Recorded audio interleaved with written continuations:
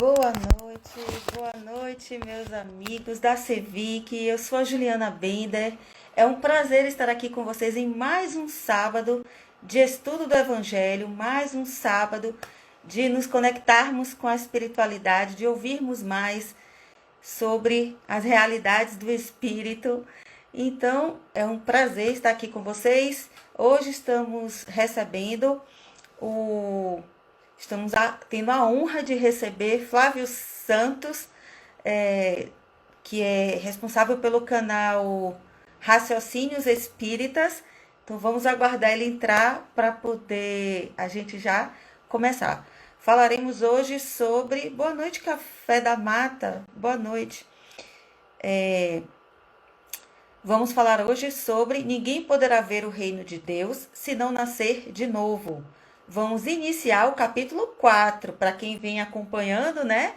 Esses sábados todos, estamos falando do... vamos iniciar o capítulo 4 já. O tempo voa, né? Começamos em janeiro e agora já estamos no capítulo 4. Deixa eu ver o amigo, o Flávio, chegar para a gente poder iniciar. Vamos lá. Para quem não conhece, a gente está tratando, no caso, essa é a minha edição, mais ou menos antiguinha, tá mais ou menos. Esse livro, eu acho que eu não tenho a data, mas ele já tem alguns anos comigo. Boa noite, Tony. Vamos lá, chegou aqui, tudo bem? Lá vamos nós. Deixa eu... Não entrou? Olá, boa noite. Boa noite, Juliana. Boa noite a todos.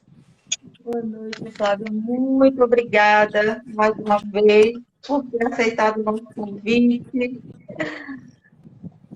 Eu que agradeço a você e reconheço sua paciência em me esperar para a gente compatibilizar a agenda. Obrigado pela tolerância. Imagina, eu não desisto fácil, não.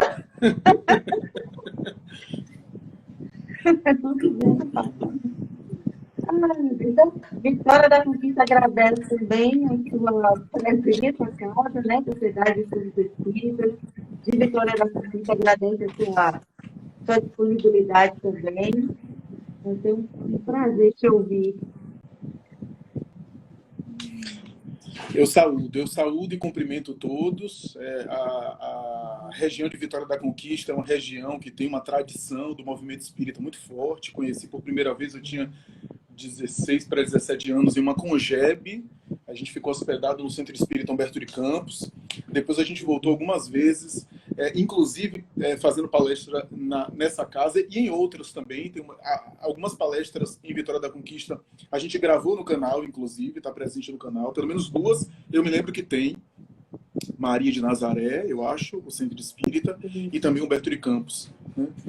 E é uma tradição muito forte, conheço algumas pessoas daí, vocês normalmente são bastante engajados, né? Meus parabéns, é uma referência, inclusive. A Semana Espírita já está na 60 anos, eu até perdi, 68, já tem 68 anos, só a Semana Espírita. Imagina o efeito dos espíritos, né? Aqui realmente uma tradição. Eu sou de Salvador, mas resido aqui há 14 anos. Então, já acompanho também lá do CEDU, Irmã Sheila, isso, Fraternidade Espírita Irmã Sheila. Né? Eu rodo as casas como palestrante, mas a atividade maior me concentro no Irmã Sheila. Então, vamos então início, né? Eu parei, então, a nossa oração inicial, e aí a gente já começa já te passo a palavra, tá bom? Tá certo. Eu convido sempre a fechar os olhos para aqueles que desejam, fazer uma respiração profunda, com um ato mecânico, simplesmente para que proporcione uma concentração E assim a gente poder acalmar um pouco também a atividade cerebral. A gente inspira, retém um pouquinho e expira. E agora a gente agradece a Jesus, Senhor Jesus, muito obrigada por essa grande oportunidade de estudo, de estarmos reunidos para ouvir o seu Evangelho, de termos a presença do Paulo convosco, de termos a presença de conhecer, estar sempre conhecendo novos amigos, novas visões, e que assim nós possamos cada dia receber o convite do Evangelho, e a partir desse convite nós possamos nos conhecer e nos transformar rumo a seguir esse caminho de verdade e de vida. E assim, que pedimos inspiração, pedimos a sua presença, a presença dos mentores, os mentores da casa, para que o estudo possa fluir da melhor maneira possível. Pedimos, Senhor, ser conosco, possamos estar convosco hoje e sempre, graças a Deus.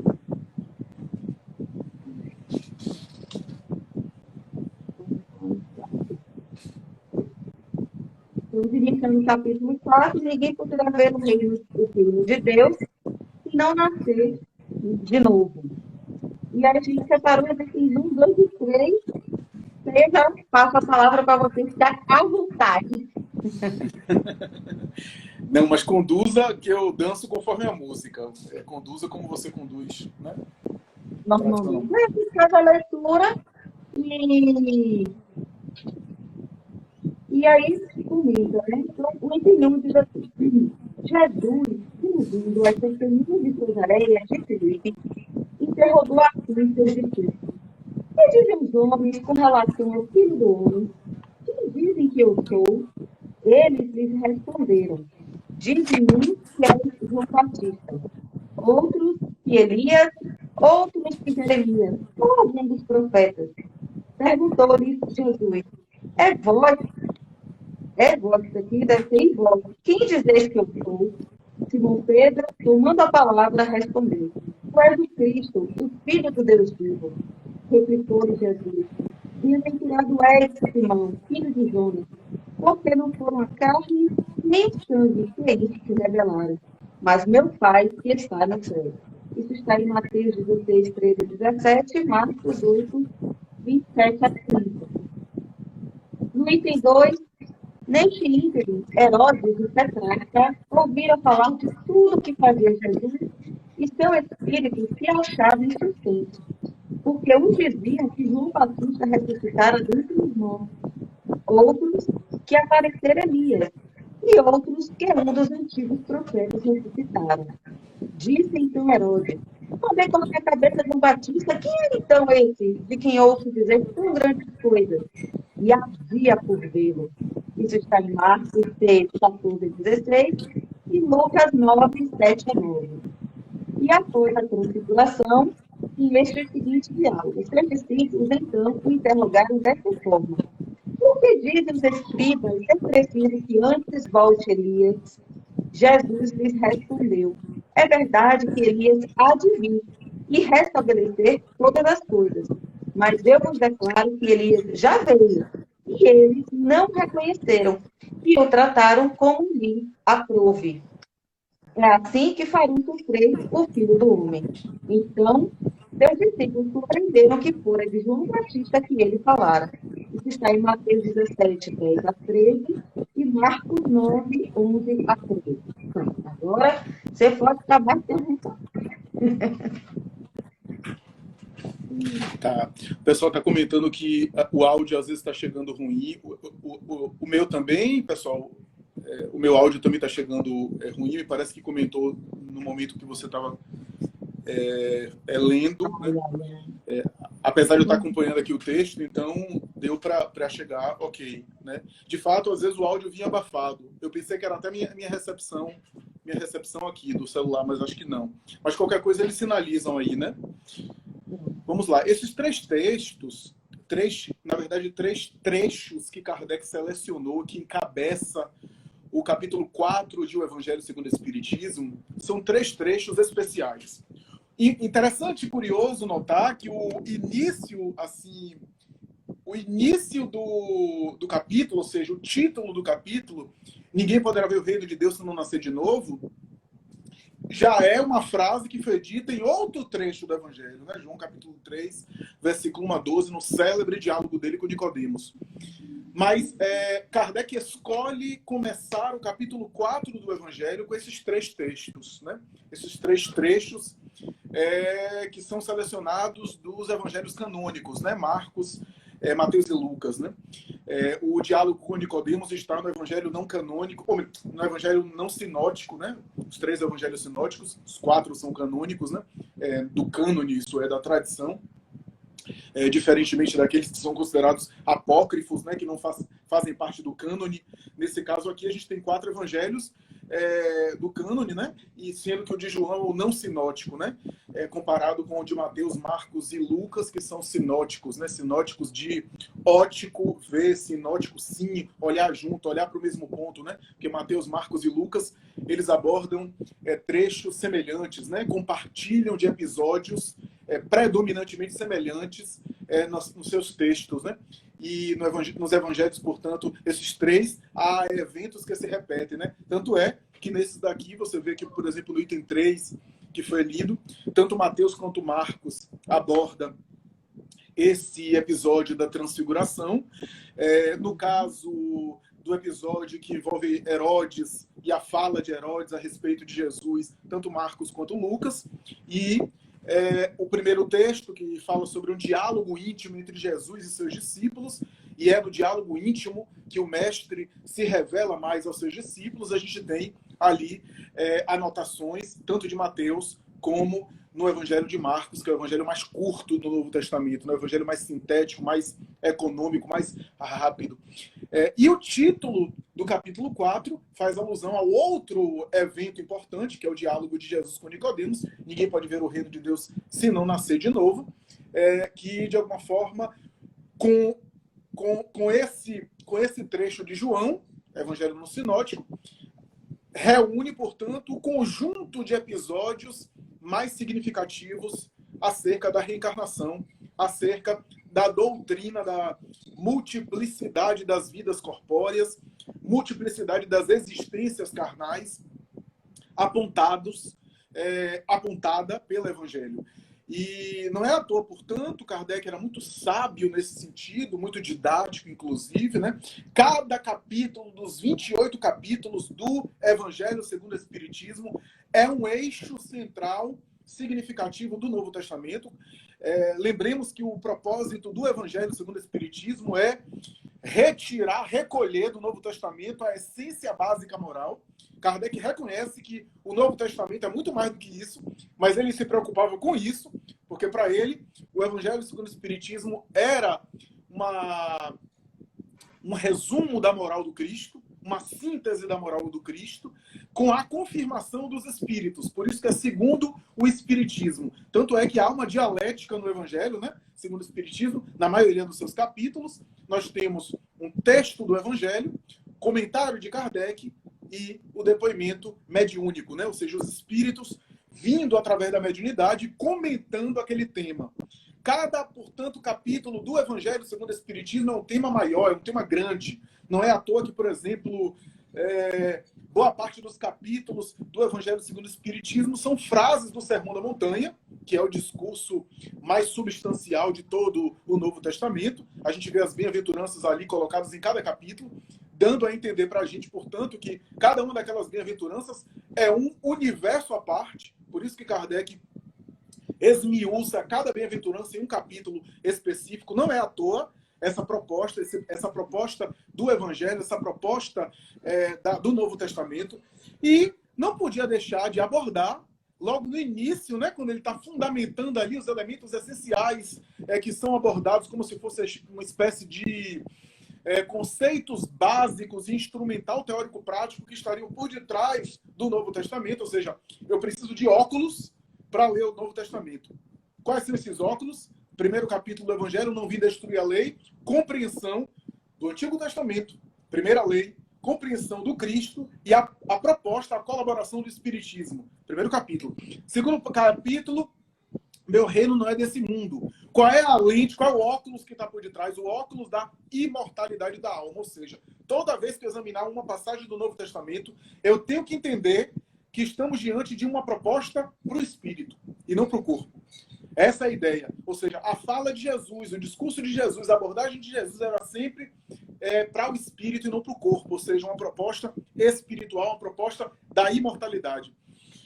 Terceiro capítulo do Evangelho segundo o Espiritismo, a respeito das moradas na casa do Pai, não apenas planetas que na época de Jesus não se concebia, né, o cosmo como a gente imagina, mas sobretudo diferentes graus ou estados emocionais e psíquicos na erraticidade, como diz Allan Kardec, ou seja, diferentes situações da alma após a morte. É importante a gente também entender isso. E o quarto capítulo que a gente está aqui examinando, nos seus primeiros itens, ninguém pode ver o reino de Deus se não nascer de novo, o óculos ou a lente da doutrina, a palingenesia, como diziam os gregos, né? A doutrina das múltiplas existências corporais, sem a qual afirma o próprio espírito Joana de Ângeles, na primeira obra dela, da célebre coleção psicológica, uma obra que nem sempre é tão citada assim, Jesus e a Atualidade, quando ela diz que sem a proposta da reencarnação, muitas passagens do Evangelho ficariam sem ser compreendidas em sua profundidade.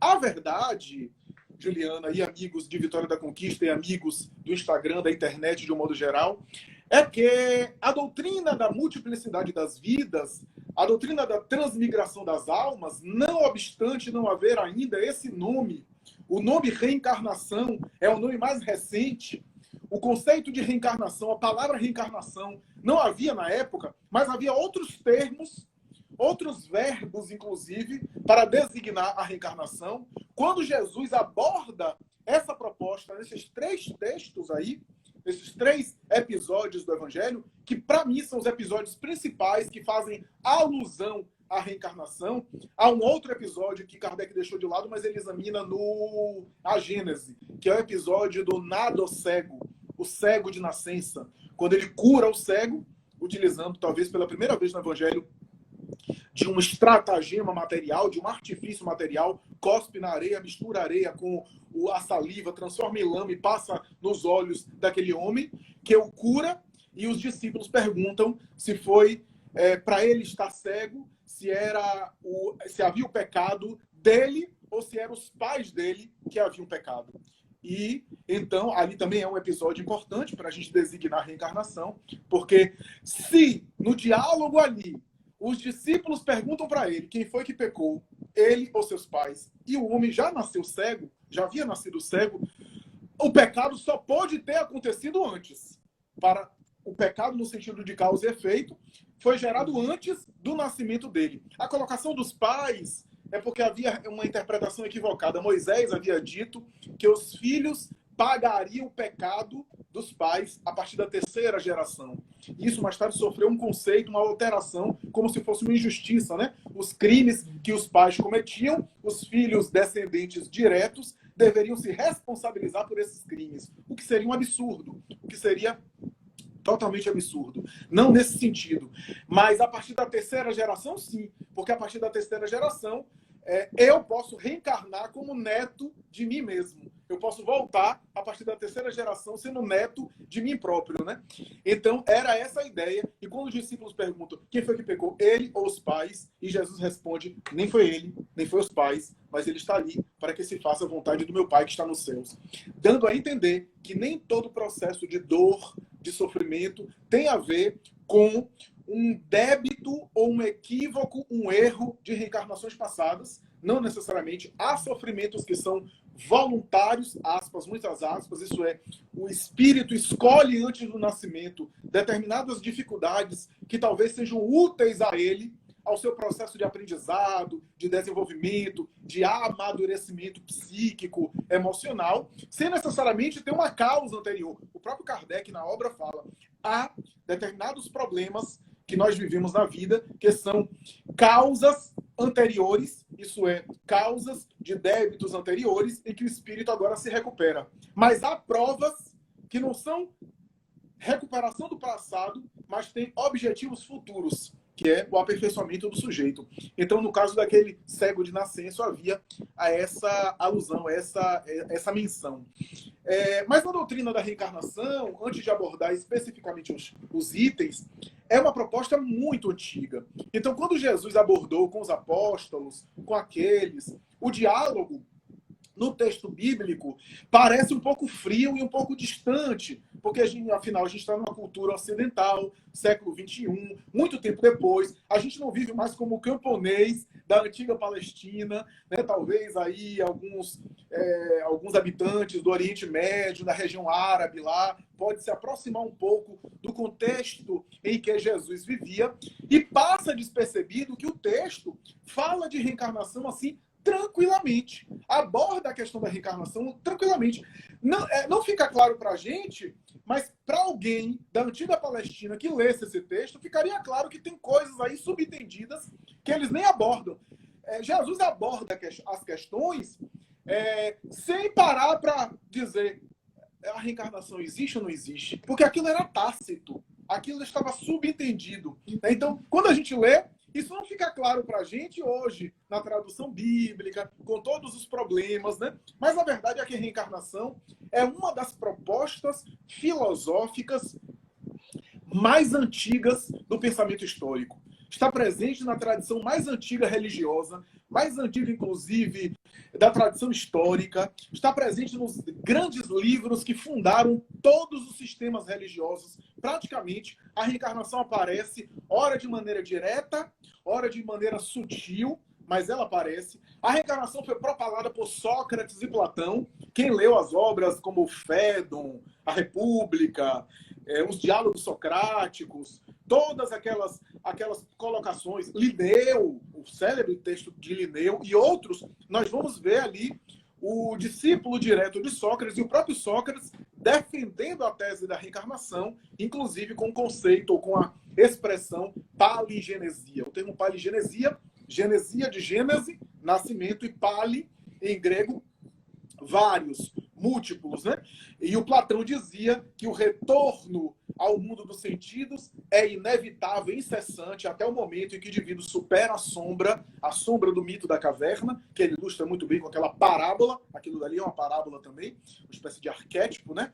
Da sombra humana, do inconsciente humano, com a luz do discernimento, a quebra das algemas, a partir de cujo momento o sujeito não precisa mais voltar ao mundo dos sentidos, ilustrado pelo símbolo da caverna. A caverna, a sombra, seria a própria experiência material, né? Mas a gente vê, por exemplo, a reencarnação com o nome de metensomatose entre os hindus. Metensomatose eram os múltiplos renascimentos, diferente de metempsicose, que é a reencarnação também, mas a ideia de que, a depender dos nossos deslizes morais, a gente voltaria, regrediria em espécimes irracionais, em corpos irracionais, em experiências do mundo animal, como um mecanismo de punição e de castigo. Os egípcios do Antigo Egito tinha também esse ensinamento. Na verdade, havia dois ensinamentos para os egípcios, né? O esotérico, com S, isso é, para os iniciados, e os exotéricos, com X, para os não iniciados. Os egípcios costumavam pregar para a população, para o povo, a ideia da metempsicose, que era uma forma de frear ali os impulsos, a rebeldia das pessoas, graças ao medo do sujeito voltar e reencarnar como animal. Mas, nos templos egípcios, entre os faraós, os diálogos entre os mestres, todo mundo rejeitava a ideia da metempsicose e defendia a reencarnação como um processo evolutivo, de desenvolvimento, de progresso e assim por diante. Mas, quando a gente olha, por exemplo, ainda para o Oriente, a gente vê, por exemplo, Buda e os orientais falando da roda samsara, a famosa roda das reencarnações punitivas, expiatórias, por meio das quais o sujeito volta, retorna, expunge, até o momento que ele se liberta por meio da sua transcendência e não precisa mais voltar. Personalidades como Pitágoras, por exemplo, que chegou inclusive a lembrar de suas vidas anteriores, a relatar, por exemplo, a sua memória como Euphorbos, Euforbos, que foi um grande guerreiro na Batalha de Troia, que foi ferido por Menelau e morreu. E ele próprio, quando esteve no túmulo de Euforbos, também teve uma regressão e se viu numa vida anterior, quando foi Hemortimo, também um guerreiro, que também batalhou, que também esteve em guerras. E mais tarde reencarnou como Pirro, que também foi detectado pela sua memória profunda. Pitágoras, que divulgou muito a reencarnação entre os seus pares, entre os seus colegas. Na Roma, por exemplo, embora Roma, a cultura romana, foi muito conhecida pelo politeísmo, né? Pela cultura do panteão dos deuses, pela cultura que preconizava ali a poesia latina, o direito romano e também as orgias da casa palaciana, mas a reencarnação gozava de respeito na cultura romana. Quem não se recorda dos poetas, por exemplo, Posidron ou Virgílio, o célebre Virgílio? Virgílio, inclusive, é o autor daquele conceito do rio Létis, ou rio Látis, né? O sujeito morria, ficava vagando pelo mundo e depois tinha que mergulhar no rio Létis, ou rio Látis, que era o rio do esquecimento, para voltar à experiência material, para vestir um novo corpo e continuar o seu processo evolutivo. Esse mesmo Virgílio, que depois de morto, mais de 1000 anos depois, aparece a quem? A Dante Alighieri, espiritualmente, e o leva até as regiões do purgatório, do inferno. E em determinado momento, na própria Divina Comédia, Dante chega a dizer da possibilidade da alma daqueles sofredores terem que voltar e tomar um novo corpo. Embora estava em Idade Média, com o pensamento ali tradicional, não reencarnacionista, graças às instituições ortodoxas da religião. E a gente vai ver que a reencarnação ainda assim era defendida por alguns, era levantada por outros. Na antiga Judéia, na época de Jesus, o termo reencarnação quase sempre aparecia através de uma expressão que é muito conhecida hoje, quem lê a Bíblia sabe que é ressurreição na carne. Havia duas expressões no Antigo Testamento: ressurreição dos mortos e ressurreição da carne. A ressurreição dos mortos é quando o sujeito morre e reaparece em espírito. Jesus, por exemplo, depois da cruz, ressuscitou, entre aspas, dos mortos. Voltou depois de morto e reapareceu em espírito. Tanto é que ascendeu na montanha da Betânia, diante de 500 testemunhas aproximadamente. É a ressurreição dos mortos. Mas também há a ressurreição da carne. Termo que é usado também no Antigo Testamento. A ressurreição da carne é quando o espírito, depois de morto, ressurge na carne, volta na carne em uma nova experiência de natureza, de caráter material. Ora, essa ideia, portanto, que estava na antiga Judeia e que os cristãos primitivos defendiam, por que a gente diz isso com toda segurança? Porque quando a gente lê os textos de Jâmblico, de Orígenes, de São Gregório de Nazianzeno, de São Jerônimo, o famoso São Jerônimo, na sua carta Vitus, que escreve, inclusive, a respeito da reencarnação. Inclusive, São Jerônimo deixa claro nos seus textos que os cristãos daquela época, os cristãos primitivos, eram reencarnacionistas, defendiam a reencarnação, divulgavam a reencarnação. O que foi que aconteceu com a reencarnação? Que a reencarnação simplesmente, mais tarde, não fez parte da doutrina cristã tradicional, ou pelo menos das instituições cristãs que foram filhas, produtos do cristianismo inicial, aquele cristianismo vivenciado por Jesus e pelos seus discípulos diretos, né? O que foi que aconteceu ali? A gente sabe hoje que a partir do Concílio Ecumênico de Constantinopla, em 553, considerado o segundo Concílio Ecumênico, a reencarnação foi votada, foi decidida em um concílio em que o próprio imperador, de maneira bastante democrática, para ser irônico, né, proibiu todo mundo de não faltar, e o bispo que faltasse seria passado a fio de espada, e inclusive defendendo a ideia de que a reencarnação não deveria fazer parte da tradição cristã e deveria ser, a partir daquele momento, expulsa da prática cristã, sendo considerada uma heresia. E a partir daí, todo mundo votou a favor para não ser passado a fio de espada, e a partir daquele momento, a reencarnação passa a ser, portanto, uma tese herética e uma tese não cristã. Mas mesmo no Ocidente, entre cristãos, a gente vê, por exemplo, Giordano Bruno defendendo-a, inclusive sendo morto. A gente vê mais tarde Vitor Hugo, o célebre escritor francês, pai do romantismo francês, depois de uma vida sensualista, uma vida inclusive de excessos, de toda sorte, voltasse para a espiritualidade graças à perda de uma filha sua, muito querida, que causou uma dor sua muito grande, e o seu filho, Carlos Hugo, receber mensagens espirituais dessa filha, através inclusive de uma psicografia mecânica. Esse Victor Hugo, que inclusive conversou com Lord Byron, através dos médiuns e outros poetas, vai defender de maneira veemente, no final da vida, antes do seu exílio, a reencarnação. O próprio Voltaire, que era cético e que mais tarde se torna maçom, inclusive frequentando uma loja maçônica em Paris, vai defender a ideia de que não é tão difícil imaginar que se a gente morre uma vez, a gente pode morrer 2 ou 3. Ou então, grandes pensadores como Edgar Allan Poe, Honoré de Balzac, Gustavo Mahler, o grande compositor das sinfonias do século XX, né? Gustavo Flaubert, Emerson, Oscar Wilde, por incrível que pareça, Oscar Wilde era simpático à tese da reencarnação, em que pese toda a sua personalidade polêmica e controvertida, e tantos outros que seria aqui cansativo eu ficar citando, que defendiam a reencarnação. A verdade é que o próprio Jesus deixou claro a ideia da reencarnação. Primeiro, no diálogo que eu citei aqui com Nicodemos, João capítulo 3, versículo 1 a 12, quando Jesus, em um diálogo muito especial, diálogo esse que o espírito Amélia Rodrigues, por Divaldo Franco, vai dizer, parece que Nicodemos fez uma pergunta, mas essa pergunta não foi ouvida pelo evangelista. O único evangelista que anota esse encontro foi João, possivelmente só João esteve participando, e é provável, diz Amélia Rodrigues, que João ficou na porta, deve ter sido de noite, e ele ficou escutando a conversa à distância, porque Nicodemos era uma personalidade pública conhecida, se ele aparecesse à luz do dia na multidão, ele seria reconhecido, era um dos juízes do Sinédrio, era um dos juízes de respeitabilidade na cultura judaica, na época, né? Personalidade pública, deve ter procurado Jesus às escondidas, intermediado ali por João, e diz Amélia Rodrigues que ele deve ter ouvido só a resposta. E a resposta é: em verdade vos digo, é necessário nascer de novo para entrar no reino de Deus. Para ver o reino de Deus. É interessante que o diálogo sempre me chamou a atenção, e depois que eu li um texto de Hermínio de Miranda, isso ficou mais claro ainda para mim.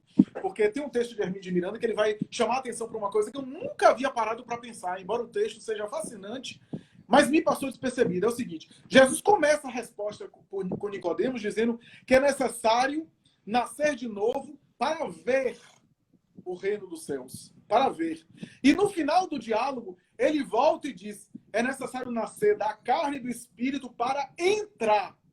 Uma coisa é ver o reino dos céus, outra coisa é entrar.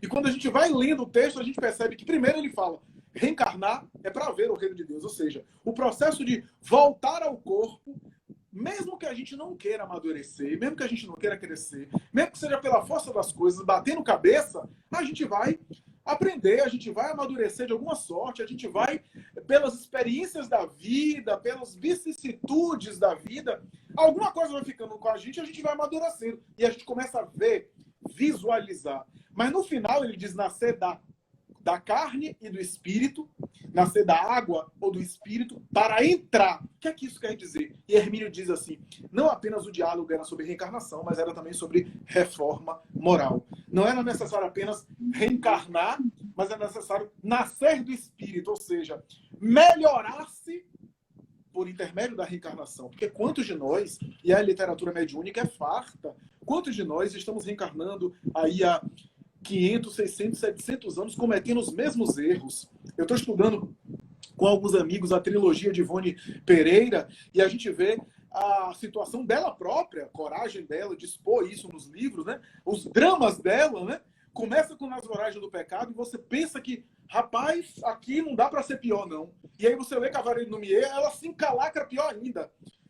Engana um, foge com o outro, depois engana esse, trai o outro, vai e acaba de maneira trágica. Aí quando você vai, pelo amor de Deus, Drama da Bretanha, o último livro da trilogia, agora ela vai corrigir alguma coisa. Piora tudo. Então, esse exemplo aí é um exemplo clássico para a gente ter uma ideia de que não é apenas reencarnar. Reencarnar a gente faz a gente amadurecer, claro, de alguma forma, a gente amadurece, vê o reino dos céus. Mas para entrar, é necessário nascer da carne, reencarnar, mas nascer do espírito, por intermédio do nascimento da carne. Mas, infelizmente, esse texto de Nicodemos foi um texto que, como é cheio de metáforas e é simbólico, porque o próprio Jesus faz trocadilho. O Evangelho de João é cheio de trocadilhos e de símbolos. Foi considerado esse texto uma espécie de símbolo e alusão ao batismo. O nascer da água como sendo o símbolo do batismo e assim por diante. A ideia de que ali Jesus estava defendendo a liturgia e a instituição do batismo, que ele próprio nunca batizou ninguém, embora se submeteu ao ritual simbólico que seu primo, Iocanaã, João Batista, fazia, que era imergir o sujeito nas águas do Rio Jordão, que era considerado sagrado, para a partir daí o indivíduo se renovar para a vida. O próprio João Batista diz: você não necessita ser mergulhado no Rio Jordão. Aliás, se alguém tem que batizar alguém, eras tu que deveria me batizar. E Jesus responde: não, faze-o tu, porque assim é que está previsto nas Escrituras. Ali já estava fazendo alusão a respeito do texto que a gente aqui vai examinar, que é o nosso tema, que é a respeito de Elias. Faze-o tu, como assim está escrito nas Escrituras, assim está previsto nas Escrituras. Então, esse é o primeiro diálogo, essa é a primeira proposta ali, a primeira abordagem de Jesus sobre reencarnação. Só para concluir esse comentário meu geral sobre reencarnação, se a gente olhar, e o livro dos Espíritos, a obra espírita é farta em falar sobre isso, se a gente olhar as diferenças individuais, se a gente olhar as doenças e alterações genéticas, se a gente olhar os gênios precoces, só há a reencarnação como teoria explicativa para dar conta dessas dinâmicas. Difícil a gente entender as diferenças individuais apenas por um processo de ensino-aprendizagem sociocultural desse mundo através dos neurônios, da assimilação, da aprendizagem terrena. Difícil a gente conceber uma justiça ou a igualdade diante de Deus a partir de casos tão diferentes, gêmeos monozigóticos, isso é, univitelinos, com a mesma carga genética, e um nasce saudável e o outro assinalado por doenças físicas e mentais. Como é que a gente pode entender isso através da embriologia, da embriogenia, das grandes doutrinas aí da genética e assim por diante? Gênios precoces, como é que a gente pode entender os gênios precoces do ponto de vista lógico coerente, se não através de um aprendizado anterior, como diz o Espírito Emmanuel, né? O gênio é o trabalho de séculos. Então, quando a gente vê um Frédéric François Chopin, o célebre pianista e compositor romântico do século XIX, com suas músicas geniais e maravilhosas, as músicas de Chopin são de uma suavidade maravilhosa. Algumas são tristes, mas são tão tristes que são alegres, no meu modo de entender. As melodias dele são encantadoras, né? Mas ele não foi aquele gênio que foi apenas naquela encarnação. Quando a gente olha para as reencarnações de Chopin, atestado pela própria Ivone Pereira, que tinha uma amizade com ele no mundo espiritual, ele foi Ovídio, o poeta romano lá da Roma, lá antiga, ele foi Rafael Sanzio, contemporâneo de Leonardo da Vinci, e mais tarde. Então, ele vem na arte, inclusive em outros ramos da arte, aperfeiçoando-se. Essa é a ideia da reencarnação. Quando eu olho Aleijadinho, eu fico admirado. Aliás, eu li um texto essa semana sobre Aleijadinho, que o articulista, não é espírita, não é religioso, e o articulista faz uma brincadeira dizendo assim: Aleijadinho parece a reencarnação de Michelangelo, porque somente Michelangelo é a única personagem para comparar ele. Aliás, os especialistas de arte chamam Aleijadinho de o Michelangelo brasileiro. Um homem que nasceu filho de uma escrava, que cresceu ali na escravidão, vendo inclusive os escravos torturados, etc., utilizando pedra-pome para fazer suas esculturas, que tem uma semelhança muito grande com o Aleijadinho. Será que não foi o mesmo espírito? Eu coloco aqui apenas como hipótese, não posso afirmar porque eu não tenho confirmação. Mas quando eu olho, por exemplo, esse a gente tem confirmação, porque ele próprio, na Sociedade Espírita de Paris, deu algumas comunicações. Hipócrates, o pai da medicina, volta como Paracelso, né? Médico da Renascença, no período da Renascença, médico e místico, né? E mais tarde volta como Hahnemann, o pai da homeopatia. Quando eu olho para um Villa-Lobos, por exemplo, Heitor Villa-Lobos aqui no Brasil, resgatar um tipo de música que estava totalmente esquecida, com uma genialidade, que é a música polifônica de Bach, a música do barroco, né? Inclusive, a obra-prima deles são as Bachianas, né? Bachianas brasileiras, né? A famosa obra de Villa-Lobos. Quem sabe não foi, talvez não o próprio Bach, o gênio de Bach, mas um dos filhos de Bach, que todos os filhos de Bach, ou quase todos, eram músicos especiais. Então, a reencarnação é essa doutrina que nos traz essa beleza, que nos traz essa coerência, essa consistência de entender que uma vida, por mais longa que seja, de 90 anos, é muito curta. Quando eu olho a reencarnação, eu entendo alguns processos. Como é, Juliana, que a gente tem um vírus que está aí se manifestando e por que eu me contamino, você se contamina, a gente se submete ao mesmo tratamento e a gente tem reações totalmente diferentes. A gente toma os mesmos medicamentos, a gente se submete às mesmas medicações que os médicos recomendam, toma lá o corticoide se houve inflamação pulmonar, toma lá o antitérmico por conta das febres, toma lá as medicações que são consideradas abalizadas pela medicina e eu reajo mal, você reage bem. Qual é a ciência e a imunologia? Os infectologistas, por exemplo, agora, não sabem explicar. A gente sabe explicar porque nós temos necessidades diferentes. O nosso perispírito sincroniza com o vírus e gera reações diferentes. É claro que eu não estou dizendo aqui necessariamente que quem desencarna é porque merecia. Não é, a ideia não é merecia, mas há necessidades distintas. Eu falo isso tranquilamente porque eu tenho gente da família que contraiu Covid. E eu falava isso, mas você está dizendo que as diferenças é porque há uma necessidade espiritual? Estou dizendo isso mesmo. É a lógica para a gente reagir tão mal. Como é que eu contraio o vírus, a rigor, eu desenvolvo anticorpos, eu tomo vacina, a maioria fica muito bem e não se contamina. Mas aí tem um caso ou outro que a pessoa se contamina e na terceira vez é pior e evolui para o óbito. Aquilo estava na dinâmica intrínseca dele. Esses fenômenos não são aleatórios. Não são aleatórios, porque alguns reagem mais mal às necessidades evolutivas, né? E assim por diante. Meu pai ficou a ponto de desencarnar. Eu cheguei a pensar, minha família às vezes ficou numa situação de você está sendo muito pessimista. Eu disse, não estou sendo pessimista, não, estou me acostumando com a ideia. Afinal, desencarnação não é uma tragédia. Claro que eu não queria que ele desencarnasse, mas, diante do quadro da evolução, eu pensei seriamente na possibilidade da evolução da dinâmica geral e fiquei pensando nas necessidades. E ele mais tarde respondeu, reagiu bem, saiu. E hoje, conversando com ele, eu fui visitá-lo, já está fora de perigo, não transmite também, ele dizendo sobre a aprendizagem que ele teve. Que é uma aprendizagem, ele disse, somente um sujeito muito duro para passar por isso tudo e não aprender alguma coisa ou ficar revoltado, mais endurecido ainda. De fato, existe. Mas a proposta é o sujeito aprender e passar. Então, quer dizer, nós temos dinâmicas diferentes ensejadas por essa experiência. No texto que nos serve de tema, a gente tem algumas características que precisamos aqui destacar. Primeiro, o primeiro item, diálogo de Jesus com os discípulos. Nós temos, portanto, ali um diálogo em que Jesus fala mais. Ele não está com um grande público, que talvez não entendesse ele. Com o grande público, ele utilizava metáforas. As parábolas dele eram uma forma de alcançar todo mundo, porque as parábolas eram digeríveis mais facilmente, ainda que em cada parábola houvesse um aspecto profundo, mas aí quem tivesse mais maturidade penetrava mais. Mas toda a população saía com o básico, com o essencial. Mas ali com os discípulos, ele procurava equipá-los. Tanto é que tem um diálogo que Pedro pergunta, por que a eles você fala por parábolas e a nós não?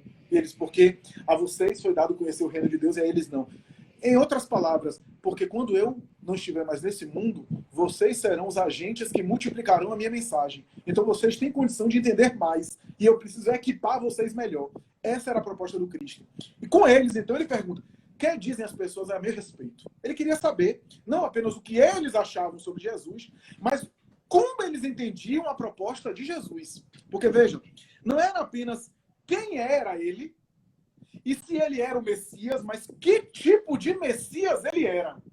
Porque, olha só, tem um outro trecho que João Batista, quando batiza ele, reconhece ele como o Messias, reconhece ele como esperado, e aí, quando João Batista é preso, está condenado a ser degolado, Os discípulos de João Batista vão na prisão abordá-lo e ele pede, vai até Jesus e pergunta se ele é o Messias. Se João Batista já reconhecia ele como Messias, batizou ele e falou isso, que ele era o Messias esperado, por que agora na prisão ele manda os discípulos confirmar, perguntar? Ali, João Batista estava querendo perguntar a Jesus que Messias ele era. Era um Messias que ia fazer uma revolução política, como acreditou Judas. Judas acreditou que ele era um Messias belicoso, um Messias zelote, né? Uma casta, um grupo social da antiga Judéia que acreditava numa revolução social, num golpe de Estado. E o Messias deveria fazer uma espécie de golpe de Estado. Ou era o Messias de Isaías, não é à toa que Jesus citava muitos textos de Isaías, porque Isaías concebia o Messias cordeiro, o Messias pacífico, né? Então, quando ele vai, e Jesus responde, então, né? Diz a João que os cegos vêm, que os aleijados andam, dando a entender que ele vinha ali para cuidar dos sofredores, né? Que aliviar a todos, né? Então era o Messias pacífico. Então, esse diálogo de Jesus com os discípulos passa por tudo isso. E aí o texto diz, uns dizem que tu és Jeremias, outros dizem que tu és Isaías. Jeremias é porque, veja só, eu vou citar aqui, 4º livro de Esdras, no Antigo Testamento. Esdras, capítulo 2, versículo 18, diz assim, não temas, mãe dos filhos de Israel, porque eu te escolhi, diz o Senhor, e eu te enviarei como auxílio aos meus servos, Isaías e Jeremias voltarão. Então, havia a previsão de que Jeremias reencarnaria, voltaria. Está lá no livro de Esdras. No 2º livro de Macabeus, capítulo 2, versículo 1 a 12, também há uma menção que Jeremias voltaria. E no livro de Malaquias, capítulo 3, versículo 23 a 24, está ali expresso que antes do Messias vir, Elias voltaria na carne, ressuscitaria na carne e prepararia a chegada do Messias. Então, aí a gente entende o diálogo de Jesus. Quando Jesus pergunta aos discípulos, os discípulos falam, uns dizem que é Jeremias, a tradição de que Jeremias voltaria, outros dizem que tu és Isaías, há um texto que diz Isaías, outros suprimem a figura de Isaías, outros dizem que tu és João Batista. João Batista havia morrido ali, era contemporâneo, não poderia ser ele. Mas porque Herodes, e é o 2º item que você leu, Herodes diz publicamente, era uma pessoa pública, ele falou, parece que João Batista ressuscitou nesse sujeito. Então, esse discurso público de Herodes chamou a atenção da população, né? Deve ter escandalizado, inclusive, né? Deve ter chamado a atenção. Então, vocês vejam, a gente tem, portanto, essa revelação. E aí, nós temos o item de que Jesus fala para Simão Pedro. Simão Pedro, então, responde que era o Messias esperado, que não era nenhum daqueles. Se não era nenhum daqueles, é porque acreditavam na reencarnação, mas Jesus não era nenhum daqueles, não era uma reencarnação de ninguém.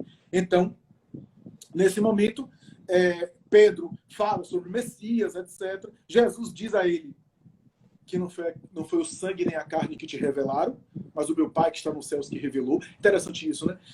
Quando a gente fala o que você falou te foi revelado, é porque não saiu de você. Né? Porque se eu falar alguma coisa e alguém disser não, aquilo que você falou te foi revelado, é porque não saiu da minha própria cabeça. Né? Então, te foi revelado, não foi a carne, não foi o cérebro, não foi o raciocínio material, foi o Pai que está nos céus que revelou. Ou seja, foi um fenômeno mediúnico, um transe mediúnico, uma manifestação espiritual. Então, essa é uma alusão importante. Diga, Juliana. É o tempo? Não, foi porque minha filha entrou. Certo. Qualquer coisa me interrompa. Meu esposo já veio acudir. Tá certo. Eu estou de olho no tempo. Eu já vou concluir, né, para a gente trocar alguma coisa. Se eu quisesse que eu vi 3 horas aqui, eu ficava. Interessante porque, assim, quando fala, não foi o sangue nem a carne que te revelaram, não foi o cérebro que revelou, ou seja, não foi o raciocínio do encarnado. Pedro, naquele momento, foi inspirado mediunicamente, inspirado espiritualmente, né? Só que, não apenas isso, né?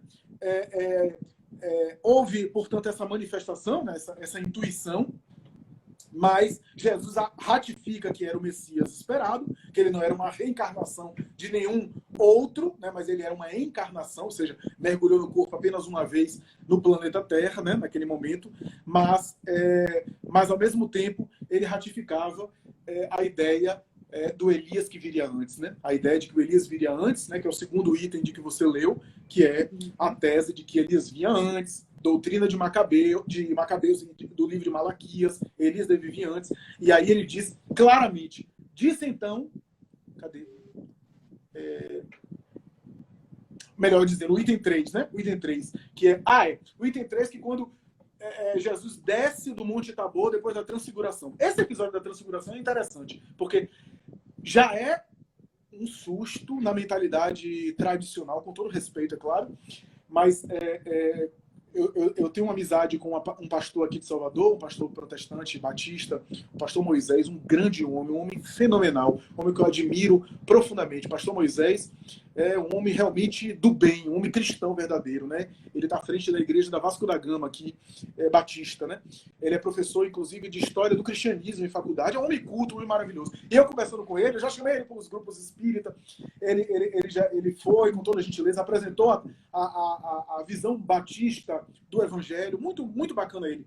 E aí eu perguntei para ele, esse episódio da transfiguração, como é que você, na teologia, que não concebe a ideia de que os mortos possam se comunicar, Jesus sobe ao Monte Tabor e o texto evangélico diz que Elias aparece e Moisés. Elias já estava morto há mais de 500 anos. Moisés há quase 700 ou mais de 700 anos. O legislador do povo hebreu e o grande profeta de Israel ali, os dois. As duas figuras mais importantes diante de Jesus. E ele, que é um homem honesto, um homem sincero, ele disse, é melhor você não me perguntar isso não. Isso daí é melhor eu passar. É melhor não dizer nada não, porque isso daí se choca profundamente. Pula, Né? Pula. Isso pula. Isso pula. E é nesse momento que Elias está ali, aparece. João Batista havia morrido recentemente. Elias aparece ali, na aparência de Elias, com as vestes de Elias. Moisés, Jesus dialoga com os dois, se transfigura. Pedro chega a querer colocar uma tenda ali, para ficar ali orando. Jesus dá uma resposta fantástica, dizendo que era necessário descer aos homens. Né? Essa dualidade que a Amélia Rodrigues trabalha tão bem, né? Que Jesus sobe e desce, né? Essa subida e descida, sobe a Deus e desce aos homens o tempo todo. Né?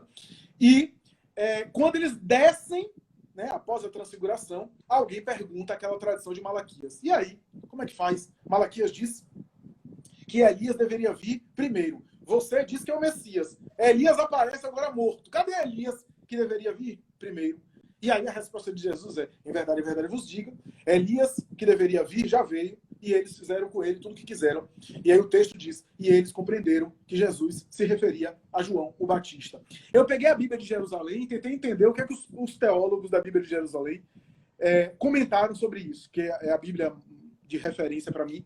E aí, no texto da Bíblia de Jerusalém, eles falam apenas assim, Jesus queria dizer que a pessoa de Elias agora estava em João Batista, ou viveu em João Batista, e nada mais, não explica mais nada. Ponto final.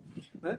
Então, isso é super interessante. Né? Ele estava dizendo que Elias era João Batista. Como é que Elias poderia ser João Batista, se não o mesmo espírito reencarnado? Né?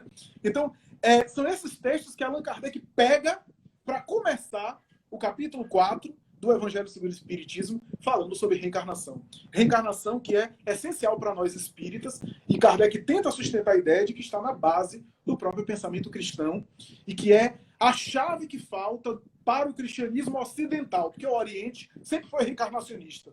E embora o Evangelho saiu do Oriente, Jesus era oriental, mas falta a reencarnação para o cristianismo ocidental, para unir a caridade cristã com a evolução espiritual que só a reencarnação pode dar. Não é à toa que Lázaro, em O Evangelho segundo o Espiritismo, vai dizer que a primeira palavra do alfabeto divino é amor e a segunda é reencarnação.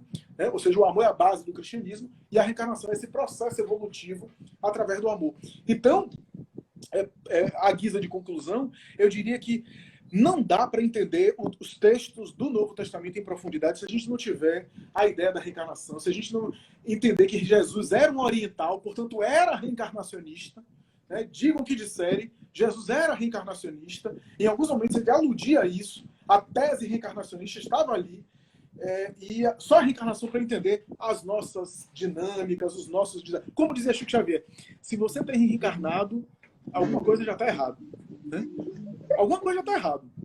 Se está reencarnado é porque está errado. Né? Tem algo de errado. Né? Por isso que a gente está aqui nesse processo de aprimoramento. Né? Eu acho que eu. Você falando aí, olha só, que são coincidências, mas parece fanatismo, né? Mas hoje de manhã eu tô lendo a Caminho da Luz, eu tava de formiga, né? Hoje eu fui, vou voltar meu livro A Caminho da Luz. Aí quando abri, está lá falando bem da criação do conceito católico, quando juntou com Roma. E como que os bispos, no caso, que quando se criou a figura do Papa, em 607, e que aí, a partir desse poder, o gosto do poder, decidiram, né, modificar algumas coisas, porque afinal de contas, Jesus, como judeu, em sua maioria, já era reencarnacionista, né? E aí, peguei isso. Cheguei agora, agora à noite, fui assistir com meu esposo um seriado, Vida Após a Morte, que estava parado, um tempão, eu estou no episódio 6. Quando apareceu assim, reencarnação, não acredito, é meu tema de hoje. É meu tema de hoje, que estava parado já há semanas. Eu não tenho guardado para assistir outra coisa. E aí eu fui assistir o que eu mais tenho defendido, toda vez eu falo aqui desse seriado, é que eu vejo como Kardec começou lá atrás. Ele saiu justamente essa pesquisa científica para ele chegar à conclusão dos espíritos. O seriado não chega à conclusão dos espíritos. Mas abre uma grande pergunta aí, e o que mais chamou a atenção foi o médico lá nos Estados Unidos, cientista, que é quem pesquisa as reencarnações, as lembranças de reencarnações em crianças. E aí, cada vez que pesquisando, porque nos Estados Unidos a maioria é cristã. Então é difícil conversar sobre isso. Eu falei, meu Deus, mas é só cristã, né? A gente está justamente como Cristo disse 2 vezes sobre reencarnação. Então, esse argumento não está certo. É aquela doutrina específica que não acredita em reencarnação. Olha, eu assisto esse seriado toda assim, e pro Brasil, gente, vem aqui, tá ficando no lugar errado, vem pra cá. A gente vai para aí também, se for preciso. Eu fico na ansiedade, fico gritando daqui, que nem futebol, tá? E no Brasil! Está todo mundo meio dos espíritos. Olha só, porque até o século VI os cristãos eram, né? Reencarnação. Os textos dos pais da igreja, né? Com exceção de Santo Agostinho, que não fala tão diretamente, embora haja uma alusão que ele faz à reencarnação em Confissões, mas de maneira geral, os outros pais da igreja, todos eles falavam de reencarnação, né? Na teologia católica e mais tarde de alguma forma protestante também. Então é super interessante essa reflexão, né, que você trouxe, de fato. Por isso que Emmanuel, quando Emmanuel trouxe esse texto de A Caminho da Luz, Juliana, a primeira vez que eu li há muitos anos, eu de fato me assustei, né, com a dureza que Emmanuel coloca, a questão da infalibilidade papal. Eu disse, meu Deus, eu acho que foi meus conteúdos de reencarnação passada no catolicismo me fez me revoltar. Mas ele próprio fala, sacerdote católico que eu fui, e no livro Emmanuel, por ele escrito, ele volta e fala mais duro ainda. Ele, inclusive, faz uma crítica forte em relação à confissão auricular, né? A confissão dos sacerdotes. Né? E ele fala, sacerdote que eu fui, eu sei dos vícios e dos erros na igreja, por causa disso, tal. E alude também a essa infalibilidade papal, inclusive aludindo aí à besta do Apocalipse, né? O anticristo do Apocalipse, né? Que seria esse desvio dentro da própria tradição medieval cristã, né? O anticristo não era fora, estava dentro do meio cristão, né? Essa deturpação, né, do evangelho, que é a interpretação do Apocalipse de João. Então, está lá A Caminho da Luz, né? É muito interessante, muito interessante. Como que a compreensão da reencarnação alivia muita coisa. No caso desse casal do último que eu assisti, né? Que o filho lembrava muitos detalhes da última vida dele enquanto ator de Hollywood e agente muito rico. E havia uma tristeza muito grande de ser reencarnado, ou melhor, de ter morrido na anterior e já conseguiu ser reencarnado. E aí, a fala dos pais, não, mas eu não tenho filho reencarnado. Eu digo assim mesmo. Assim, meu gente, eu te explico. Não entendeu? É fácil. Assista a live de hoje. É impressionante, é impressionante a gente ver essas memórias, né? É conhecido o trabalho de Ian Stevenson, né? 20 casos sugestivos de reencarnação. Ele hoje atua ele é sucessor de Ian Stevenson, esse médico. Sim, na Virgínia, o Instituto de Reencarnação na Virgínia. Isso, Bacana. É porque eu não assisti ainda não essa série. Mas esse é Ian o Stevenson sexto episódio. Pois só que eu não vou lembrar o nome, porque eu não decorei o nome do médico, né? Mas o Ian Stevenson, inclusive a moça, né, que agora já é uma senhora, que foi trabalhar com ele já há mais de 24 anos, também é entrevistada. E ela traz uma catalogação armada, não? Uma catalogação de todos os casos. Tem uma entrevistinha, né, de Ian Stevenson também, que ele explica que o materialismo é apenas uma hipótese, né? E que eles, por ser tão difundidos, eles esquecem que o pensar científico, você não pode excluir outras hipóteses se aquela não está plenamente comprovada, né? Se o materialismo não está plenamente comprovado, que eles precisam, cientificamente, pesquisar o outro lado, já que há indícios de que existe outro lado, é só pesquisar. Né? Então é muito legal. Por isso que eu estou gostando desse seriado, porque vem pelo lado científico. Eu me imagino que como Kardec, na época, ele foi a mesa fala, não, que mesa que fala, não, ela fala, e ele vai começar a perguntar, e aquelas perguntas que Kardec vai fazer, né? A boa vontade das perguntas é que gera o resultado. Perfeito, perfeito. Ian Stevenson, antes de morrer, inclusive deixou uma obra chamada Reincarnation Biology, sobre as marcas de nascença. Eles mostram o livro. Olha só. Teve Hernani Guimarães Andrade aqui no Brasil, teve o Banerjee na Índia, né? Mas a pesquisa de Ian Stevenson tem uma força maior. Certa vez eu conversei com o Dr. André Luiz Peixinho e eu perguntei a ele, porque para mim me atrai muito a pesquisa do Banerjee, por conta de ele ter pesquisado crianças, né? Eu acho que o depoimento das crianças e as memórias das crianças tem uma força muito grande. Mas o Peixinho me explicou dizendo que a pesquisa de Ian Stevenson, do ponto de vista da ciência, da academia, tem uma força maior, porque o Banerjee, como ele ficou só na Índia, ele é criticado por a Índia ter uma cultura reencarnacionista. E Ian Stevenson, ele viajou o mundo, coletando casos. Então, nesse sentido, a pesquisa dele é mais forte. Entendi. E cita até que ele esteve na Índia também, mostra uma fotinha dele lá na Índia, mas que aí ele volta e continua lá no Canadá, né, numa comunidade indígena no Canadá, que eu também não decorei o bairro, sei lá, uma comunidade lá. Então, meu amigo, não vou te ocupar mais. Se você sabia que o Instagram não está nos derrubando mais por uma hora, não se preocupe. Eu nem sabia, porque eu tenho quase um ano que eu não faço live no Instagram, então eu nem sabia. Né? Pois é, eu ainda permaneço, né? Eu até tenho um canal no YouTube, mas não atuei ainda nele. Estou só começando ainda.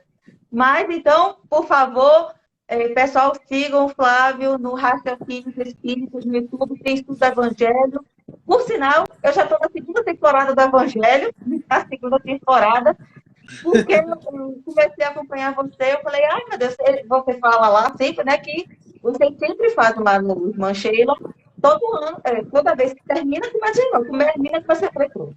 Vou adotar para mim esse negócio aqui. Então, já estou na segunda temporada. Agora com oportunidades. Então, muito obrigada, viu? Muito obrigada. Convide aí o pessoal para conhecer seu canal. Com certeza, com certeza. Muito obrigado, viu, Juliana? E agradeço mesmo. E obrigado pela tolerância, reitero. Você foi muito paciente comigo e me aguardou por conta da tribulação mesmo, do congestionamento, né? E muito obrigado mesmo. Muito obrigado. Foi muito bom, foi um prazer, você me deixou à vontade. Todos os dias, e ele falava, não tenho tempo para ir. Ela procurava o juiz novamente, até que um dia ele resolveu atendê-la. Muito tá parábola. Muito bom, muito bom. Parabéns pelo trabalho, viu? Muito obrigada. Eu que agradeço a você. Muito obrigada. Então, eu vou te convidar então, para fazer a oração final e para voltar mais vezes aos nossos canais. Tá certo. tá certo. Vai ser um prazer. Vamos orar então.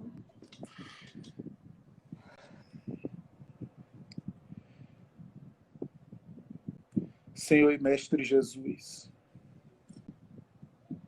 agradecemos, Senhor, pelos momentos gloriosos que aqui tivemos. Gratos somos pela oportunidade bendita de recolher dos teus ensinamentos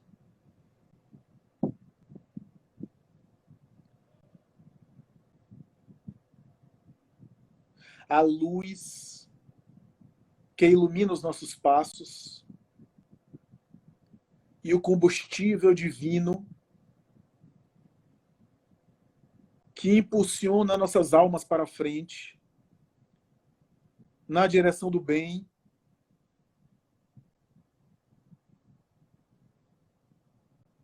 do belo, do ético,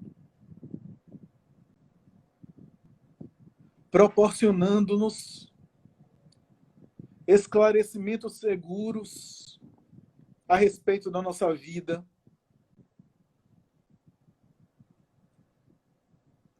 e da nossa destinação. Abençoa as nossas famílias, a nós próprios, aqueles com os quais convivemos, e ajuda-nos a conservar essa vibração positiva, fruto das reflexões que fazemos quando pensamos e meditamos no teu Evangelho. Sede, portanto, conosco, Senhor, hoje e sempre. Que assim seja. Que assim seja. Então, mais uma vez, obrigada. Obrigada a participação de todos. Até sexta-feira, sábado que vem, tem mais. Na verdade, amanhã no canal Juliana Bender. A gente continua a programação normal, domingo, segunda, terça, quarta, quinta, sexta e sábado ao final de semana. Tá bom, gente? Tchau, tchau, Flávio. Deus te abençoe mais ainda, cada vez mais. Beijo, gente. Tchau, tchau. Tchau, obrigado.